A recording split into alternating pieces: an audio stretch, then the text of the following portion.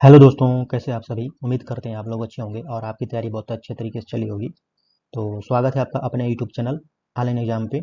इस वीडियो में आपको जो है बाल विकास एवं शिक्षा शास्त्र के महत्वपूर्ण 30 क्वेश्चनों को डिस्कस किया जाएगा, जो कि आपके आने वाले एग्जाम के लिए बहुत महत्वपूर्ण रहने वाला है। तो वीडियो को पूरा देखिएगा और अच्छा लगेगा तो लाइक और सब्सक्राइब करिएगा। इसका एक पहला पार्ट जो है इसी चैनल पे अपलोड कर दिया गया है, यह दूसरा पार्ट है। तो आज का यह पहला क्वेश्चन है, कह रहा है कि किसी बालक का विकास तभी संभव है जब वह अपने परिवेश के साथ सक्रिय रूप से अंतःक्रिया करता है। यह कथन किस सिद्धांत को दर्शाता है? परिपक्वता सिद्धांत को, व्यवहारवाद सिद्धांत को, संरचनावाद सिद्धांत को, प्रबोधन सिद्धांत को?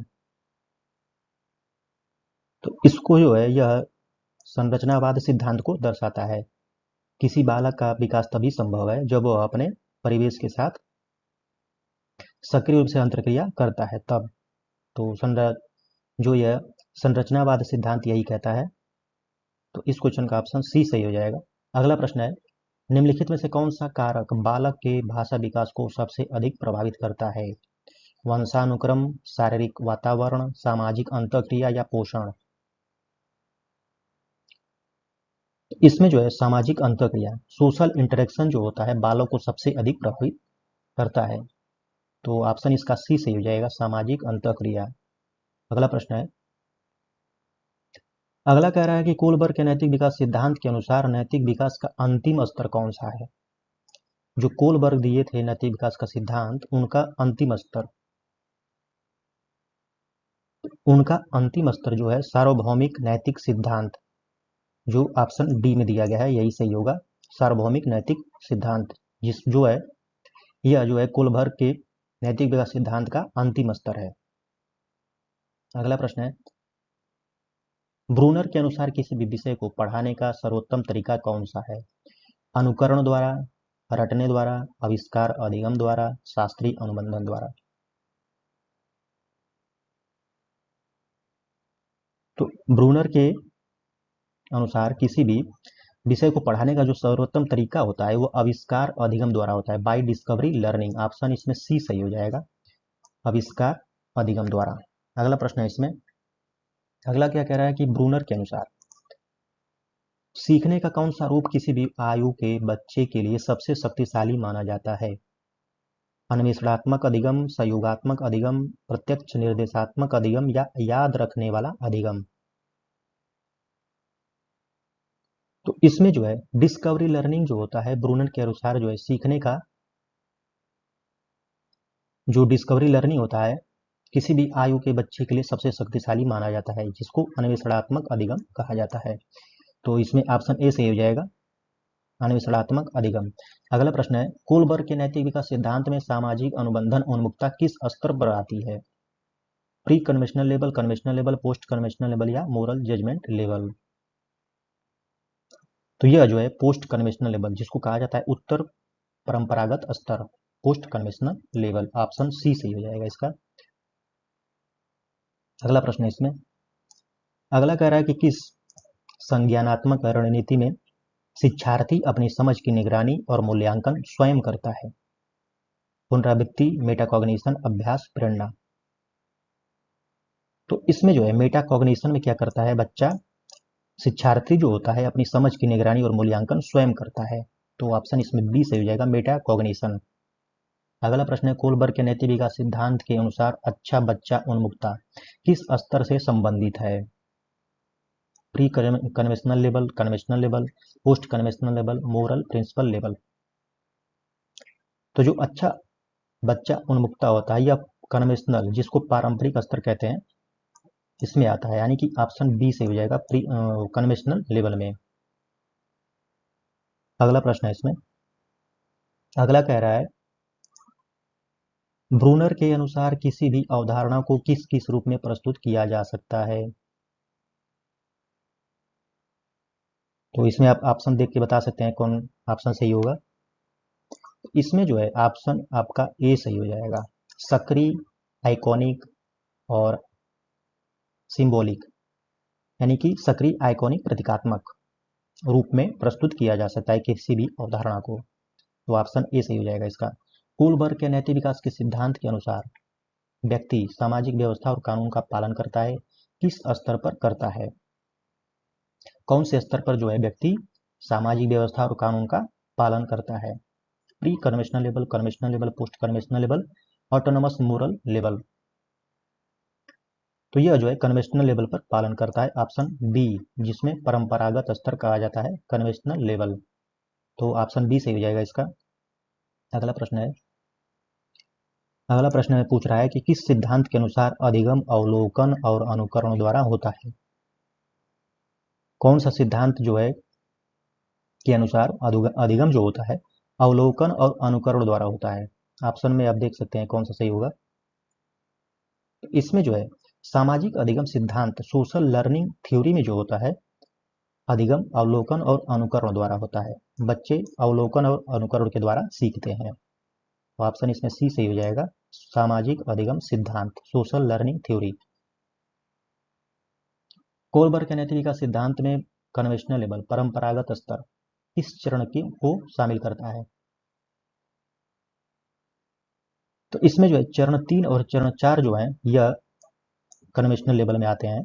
तो ऑप्शन इसमें बी सही हो जाएगा, चरण 3 और 4। अगला प्रश्न है, पूछ रहा है कि ब्रूनर के अनुसार अधिगम के लिए सबसे उपयुक्त प्रतिरूप रिप्रेजेंटेशन कौन सा है जो ठोस अनुभव से अमूर्त धारणा की ओर ले जाता है? तो इसमें ऑप्शन में आप देख सकते हैं कौन सा सही हो जाएगा। तो इसमें जो है संकेतात्मक प्रतिरूप में क्या होता है कि ठोस अनुभव से अमूर्त धारणा की ओर ले जाता है। तो ऑप्शन इसमें सी सही हो जाएगा। अगला प्रश्न है, निम्न में से किस अधिगम सिद्धांत में शिक्षक सीधे सुदृढ़ीकरण देकर वांछित व्यवहार को नियंत्रित करता है? थांडाई का अधिगम सिद्धांत, स्किनर का प्रचालन अनुबंधन सिद्धांत, या Kohlberg theory of moral development, या वाइगोस्की का सामाजिक सांस्कृतिक सिद्धांत?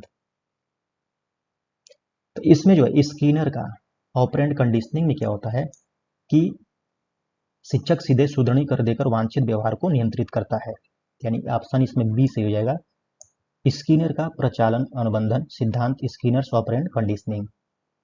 अगला प्रश्न है, अगला पूछ रहा है कि गार्डनर के बहुबुद्धि सिद्धांत के अनुसार प्राकृतिक बुद्धि का संबंध किससे है? तो गणना करने से, भाषा के उपयोग से, संगीत रचना से, प्रकृति और पर्यावरण को समझने से। तो जो गार्डनर के बहुबुद्धि सिद्धांत दिए थे उनमें जो है प्राकृतिक जो बुद्धि होती है उसको कहा जाता है प्रकृति और पर्यावरण को समझने से। तो ऑप्शन इसमें डी सही हो जाएगा, प्रकृति और पर्यावरण को समझने से संबंध है। अगला है, कोलबर्ग के नैतिक विकास सिद्धांत के अनुसार सामाजिक अनुबंधन स्तर किस अवस्था में आता है? तो यह जो है उत्तर परंपरागत स्तर में आता है, पोस्ट कन्वेंशनल लेवल में आता है। ऑप्शन सी सही हो जाएगा, सामाजिक अनुबंधन स्तर। अगला प्रश्न है इसमें, अगला पूछ रहा है, कोलबर्ग के नैतिक विकास सिद्धांत में उच्चतम स्तर कौन सा है, सबसे उच्चतम?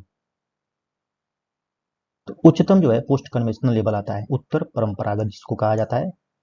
तो ऑप्शन इसमें सी सही हो जाएगा, पोस्ट कन्वेंशनल लेवल। ब्रूनर के अनुसार स्कैफोल्डिंग का उद्देश्य क्या है? शिक्षक का नियंत्रण बढ़ाना, छात्र को दंड देना, सीखने की प्रक्रिया में अस्थायी समर्थन देना, मूल्यांकन करना। तो स्कैफोल्डिंग मतलब होता है कि सीखने की प्रक्रिया में अस्थायी समर्थन देना। तो ऑप्शन इसमें सी से स्कैफोल्डिंग सी सही हो जाएगा। स्कैफोल्डिंग मतलब होता है कि अस्थायी सहायता प्रदान करना, इसको स्कैफोल्डिंग कहा जाता है। तो ऑप्शन इसमें सी सही हो जाएगा। अगला प्रश्न है, अगला कह रहा है कि निम्न में से कौन सा प्रकार की बुद्धि नवीन परिस्थितियों में समस्या समाधान करने की क्षमता को दर्शाता है? इसमें जो है तरल यानी कि फ्लूइड इंटेलिजेंस जो होता है यह क्या करता है, किसी भी नवीन परिस्थितियों में समस्या समाधान करने की क्षमता को दर्शाता है। तो ऑप्शन इसमें बी सही हो जाएगा, तरल बुद्धि। व्यक्तित्व के विकास में आत्म प्रभावकारिता की धारणा किसने दिया था? अल्बर्ट बंडूरा, स्किनर, लेवाइगोस्की या रॉजर्स? तो कौन से मनोवैज्ञानिक ने दिया था? तो ये जो देने वाले थे Albert Bandura, option A, Albert Bandura ने आत्म प्रभावकारिता की धारणा दिए थे। ऑप्शन ए सही हो जाएगा। अगला प्रश्न है इसमें, कह रहा है कि भाषा विकास में बड़बड़ाहट अवस्था शिशु के किस आयु काल में अधिक देखी जाती है? 0 से 3 माह, 4 से 6 माह, 7 से 12 माह या 13 से 18 माह। तो ये जो है 7 से 12 माह में बच्चे में देखा जाता है कि वह बड़बड़ाहट अवस्था होती है, जो कि 7 से 12 माह की अवधि के समय देखी जाती है। ऑप्शन इसमें सी सही हो जाएगा, 7 से 12 माह। निम्न में से कौन सा मूल्यांकन विधि अधिगम की प्रक्रियाओं को समझने के में सर्वाधिक सहायक है? तो इसमें जो है ऑथेंटिक असेसमेंट जो होता है, प्रमाणीकरण आधारित मूल्यांकन जो होता है, उसमें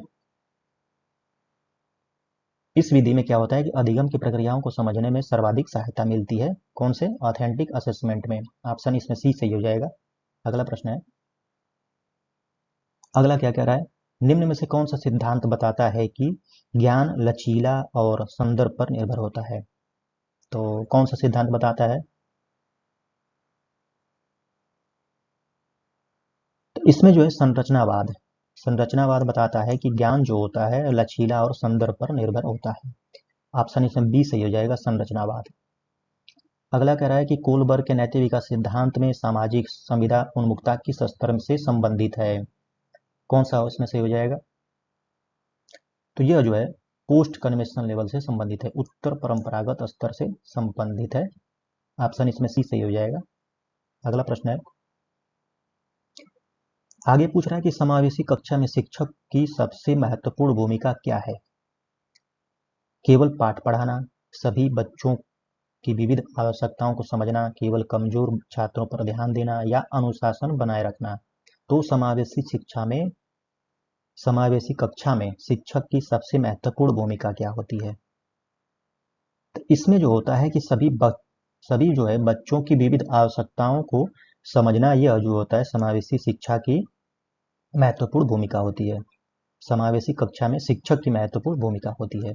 तो ऑप्शन इसमें बी सही हो जाएगा, सभी बच्चों की विविध आवश्यकताओं को समझना। अगला है, रचनावाद के अनुसार सीखने की प्रक्रिया किस पर आधारित है? बाहरी पुरस्कारों पर, शिक्षक की व्याख्या पर, शिक्षार्थी के अनुभव और पूर्व ज्ञान पर, या रटने और याद करने पर? रचनावाद के अनुसार तो इसमें जो है शिक्षार्थी के अनुभव और पूर्व ज्ञान पर आधारित है सीखने की प्रक्रिया। ऑप्शन इसमें सी सही हो जाएगा, शिक्षार्थी के अनुभव और पूर्व ज्ञान पर। अगला प्रश्न है इसमें, आगे पूछा है कि शिक्षक द्वारा बच्चों को वास्तविक जीवन की समस्याओं पर विचार करने और समाधान खोजने के लिए प्रेरित करना किस प्रकार की सोच को विकसित करता है? रटने की सोच, आलोचनात्मक सोच, कल्पनात्मक सोच या यांत्रिक सोच? तो इसमें जो है आलोचनात्मक सोच को विकसित करता है। ऑप्शन इसमें बी सही हो जाएगा, क्रिटिकल थिंकिंग। निम्नलिखित में से कौन सी रणनीति समावेशी कक्षा में सभी बच्चों की भागीदारी सुनिश्चित करने में सबसे अधिक सहायक होती है? इसमें जो है शिक्षण को बच्चों की विविध आवश्यकताओं के अनुसार समायोजित करना ही रणनीति समावेशी कक्षा में सभी बच्चों की भागीदारी सुनिश्चित करने में सबसे अधिक सहायक होती है। कौन सा? ऑप्शन सी सही हो जाएगा इसका।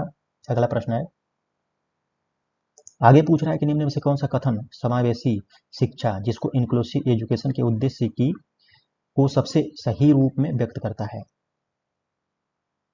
तो इसमें जो है ऑप्शन इसमें सी सही हो जाएगा, विविध पृष्ठभूमि वाले सभी बच्चों को एक साथ लेकर समान अवसर प्रदान करना समावेशी शिक्षा के उद्देश्य को सबसे सही रूप में व्यक्त करता है।